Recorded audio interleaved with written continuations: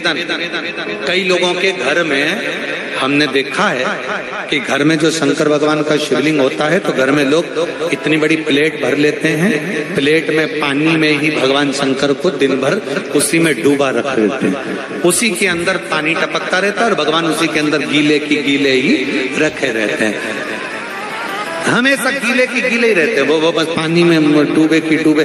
ऐसी प्लेट कर ली, प्लेट के अंदर शंकर जी धर दिया, ऊपर से हंडा धर दिया, पानी टपकता रहा और शंकर भगवान की प्लेट में पानी भरा गया और भगवान उस पानी में गीले की गीले। शिव महापुराण की कथा कहती है मंदिर की बात दूसरी है, घर की बात दूसरी है। घर में शंकर जी का स्नान अभिषेक पूजन करने के बाद शंकर जी को एक अच्छे सूखे वस्त्र से पोंछकर एक अच्छे स्थान पर उनको रखकर बेलपत्र का श्रृंगार कर दीजिए या पुष्प का श्रृंगार कर दीजिए, दोनों नहीं हो तो एक चावल का दाना शंकर जी के शिवलिंग पर रख दीजिए, शंकर भगवान उससे प्रसन्न होंगे। और कोई तुमसे कहे मंदिर में भगवान को 24 घंटे अगर उसके पानी के अंदर गीला कर रख दो, भगवान को उसके अंदर रख दो, प्लेट में भर कर रख दो, पानी में डुबो कर रख दो, नहीं, भगवान शंकर की श्रेष्ठता आप हृदय से एक बार स्नान कराकर उनको ले जाकर सूखे स्थान पर रख दो, प्लेट में रख दो, कोई वस्तु में रख दो, कोई स्थान पर रख दो, और बन सके एक बेलपत्र नहीं है, पुष्प नहीं है, चावल का दाना भी नहीं है, पीला चंदन, लाल चंदन या सफेद चंदन बाबा को समर्पित करो। जिन जिन के घर में शंकर भगवान का शिवलिंग विराज रहा है उनसे निवेदन करना था, इतना सा हो, बड़ा सा हो, छोटा सा हो, कंकर मात्र का हो, इतना छोटा सा भी हो, तो भगवान को निलाने के लिए जब बैठो, स्नान कराने के लिए बैठो, तब एक निवेदन जरूर है कि शिव जी का जो जल आप शंकर जी को स्नान कराओ तो एक अलग थोड़ा सा पात्र कर लो, एक छोटी सी प्लेट अलग कर लो, उसमें निला लो, निलाकर थोड़ा सा भी भाग अगर शंकर जी का हमको मिल रहा है, घर पर ही उसका जल अगर हमने छीट लिया है, थोड़ा सा आचमन कर लिया है, बच्चे जितनी हैं तो उनको भी अगर दे दिया है, या हमने तुलसी जी को छोड़कर दूसरे वृक्ष में भी डाल दिया है, उस वृक्ष की छांव भी अगर हमारे ऊपर पड़ रही है, शिव जी को ब्रश से रगड़ने की जरूरत नहीं है।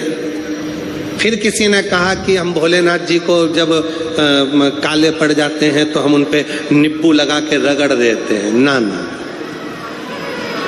नहीं,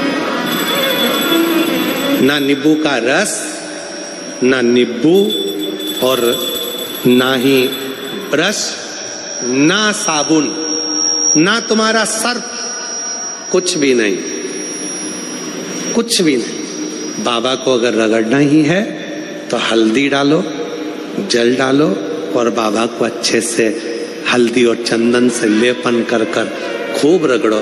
कौन मना कर रहा है? जरूरी नहीं कि सर्फ, साबुन या ब्रश लगाओगे या बहुत नींबू का रस लगा के उनको रगड़ोगे तो ही साफ होंगे, ना ना।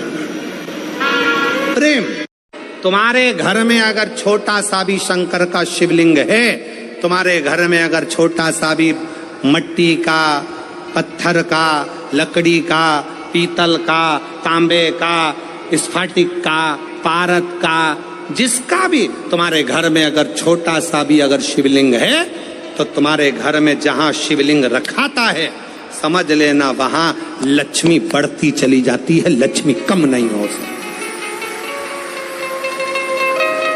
बढ़ेगी। यदि तुम्हारे घर में शंकर का शिवलिंग है, आप 15 दिन कहीं चले गए, 10 दिन शादी में चले गए, 1 महीने के लिए तुम विदेश चले गए, 6 महीने के लिए भी तुम विदेश चले गए, और यदि घर में शंकर का शिवलिंग है, कोई पूजन करने वाला नहीं है, तो एक बेलपत्री और एक चावल का दाना शिवलिंग पर रखकर चले जाओ। भले 6 साल बाद भी आओगे, 8 साल भी बाद भी आओगे, 1 महीने बाद भी आओगे, तो भी शिव कृपा ही करेगा। शंकर कभी बद्दुआ नहीं देता, शिव हमेशा दुआ देता है। यदि तुम्हारे घर में जो शिवलिंग रखते हैं उस पर सर्प होना जरूरी है क्या? अगर आपके शिवलिंग के ऊपर सर्प है आप रखो, मना नहीं है। चांदी का सर्प है, चांदी का रखो, तांबे का हो तांबे का, पीतल का हो पीतल का, ये आपकी मर्जी है। आप उस सर्प को रख सकते हो। हम ये नहीं कहेंगे कि तुम उसको निकालो और निकाल कर कहीं विसर्जन कर आओ या निकाल कर कहीं छोड़ आओ। हमारा तो केवल इतना कहना है कि घर में, अगर मंदिर में, घर के पूजन स्थल में शंकर जी के शिवलिंग पर अगर सर्प रखा है तो बहुत अच्छा। और अगर आपके मन में आए कि हमें अलग से हमारे यहाँ नहीं है तो हम क्या बनवाएं, तो बनवाने की जरूरत भी नहीं है। शिव महापुराण में भगवान शंकर वर्णन करते हैं ब्रह्मा और भगवान नारायण की साक्षी में, जिसके घर में शिवलिंग होगा, जो शंकर के मंदिर में एक लोटा जल चढ़ाने के लिए जाएगा, जो शिव महापुराण की कथा को श्रवण करने के लिए जाएगा, उसके घर में दोनों देवियां एक साथ कदम रखकर प्रवेश कर जाएगी। सरस्वती का कदम पड़ेगा, बुद्धि आएगी, विवेक आएगा, और फिर लक्ष्मी का कदम पड़ा तो लक्ष्मी उसके घर में श्रेष्ठता के साथ निवास करेगी।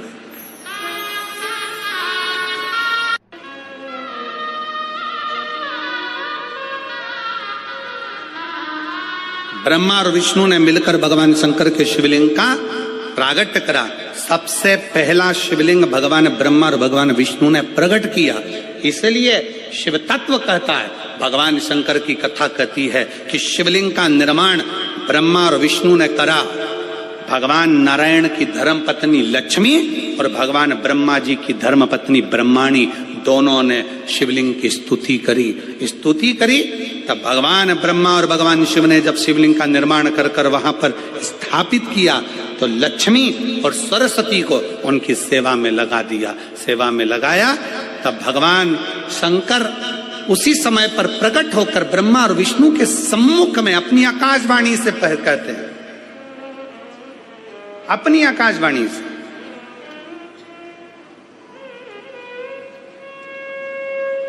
कि हे नारायण, आपने अपनी लक्ष्मी को हमारी सेवा में रखा, ब्रह्मा आपने ब्रह्माणी को हमारी सेवा में रखा, उसका क्रम क्या है? तो भगवान नारायण कहते हैं कि जिसके घर में शंकर का शिवलिंग होगा, जिसके घर के अंदर शंकर का शिवलिंग होगा, जो शंकर के शिवलिंग पर एक लोटा जल चढ़ाने के लिए मंदिर जाएगा, जो कभी भगवान शंकर की भक्ति में डूबा होगा, तो उसके घर में दो देवियां सदा के लिए विराजमान होगी। पहले नंबर पर लक्ष्मी और दूसरे नंबर पर सरस्वती, हमेशा हमेशा के लिए विराजमान। लक्ष्मी भी होगी और सरस्वती भी होगी।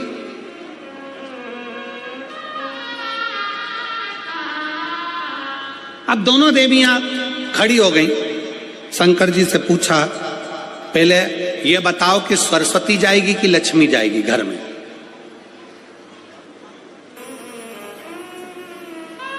पहले सरस्वती जाएगी कि लक्ष्मी जाएगी? अब दोनों देवियां सामने खड़ी हो गई। दोनों देवी कि किसी के घर में शंकर का शिवलिंग होगा, या कोई शंकर को जल चढ़ाने के लिए जाएगा, या कोई शंकर की भक्ति करेगा, या शिव महापुराण की कथा श्रवण करेगा, तो दोनों देवियों में से सबसे पहली देवी कौन उसके घर में जाएगी? भगवान शंकर मन में सोचे, हम ही फंस गए इन देवियों के चक्कर में। ऐसा नहीं है कि पहले एक देवी जाएगी फिर दूसरी देवी जाएगी।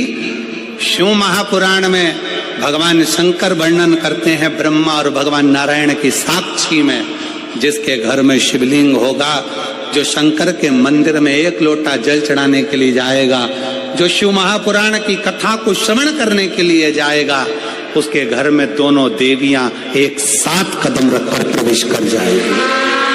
सरस्वती का कदम पड़ेगा, बुद्धि आएगी, विवेक आएगा, और फिर लक्ष्मी का कदम पड़ा तो लक्ष्मी उसके घर में श्रेष्ठता के साथ निवास करेगी। जिसके घर में शंकर का शिवलिंग रहता है, उसके घर में कभी बड़ा रोग प्रवेश नहीं करता।